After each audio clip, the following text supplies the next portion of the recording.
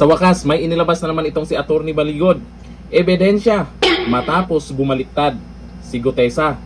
Nako, tamba. Totoo kaya ito? Male-maleta.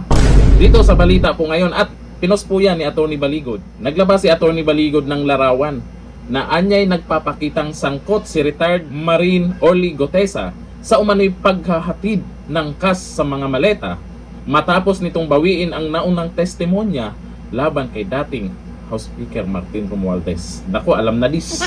Makikita sa larawan ang ilang maleta sa trolley na itinutulak ni Gutesa.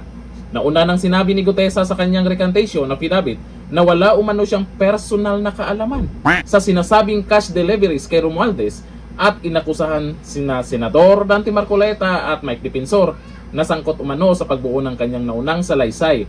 Ang ano na yan, sa picture na yan, kitang-kita si Gutesa at ang nagpicture dyan, yung kapwa security personnel ni Saldico.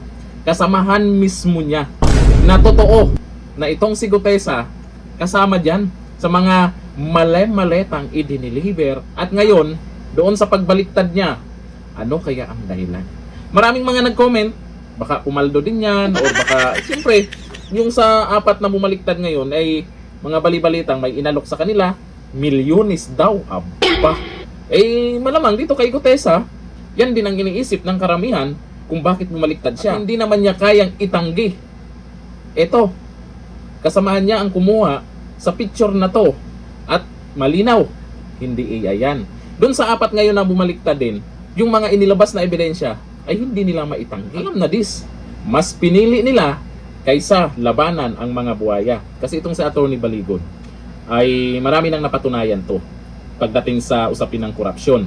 May napanagot na siya, may napakulong na sila. Ngayon, panibagong laban ni Atty. Baligod at alam po natin ay kinakatakutan yan ng mga buhaya at alam naman natin kung ano yung pwedeng gawin para bumaliktad itong mga witness na to. At itong si Gutesa ay alam na natin yan. Alam na ng mga netizen yan. Ito yung mga komento. Sabi po dito ni Bas Aliman, nasilaw naman sa pera. Sabi ni Ewan Jap, natapalan kasi ng maleta kaya bumaliktad. Sabi ni Olandes Diska, naku, lumihis pero may evidence pala. Paano sila paniwalaan na yung pagbaliktad ngayon ni Gutesa at yung mga pinagyayaw-yaw niya ay yun yung katotohanan? Eh may ebidensya na totoo yung una niyang pahayag nung nasa Senado siya. Sabi ni Prince Ryan, ilang maleta kaya ang ibinigay kaya bumaliktad?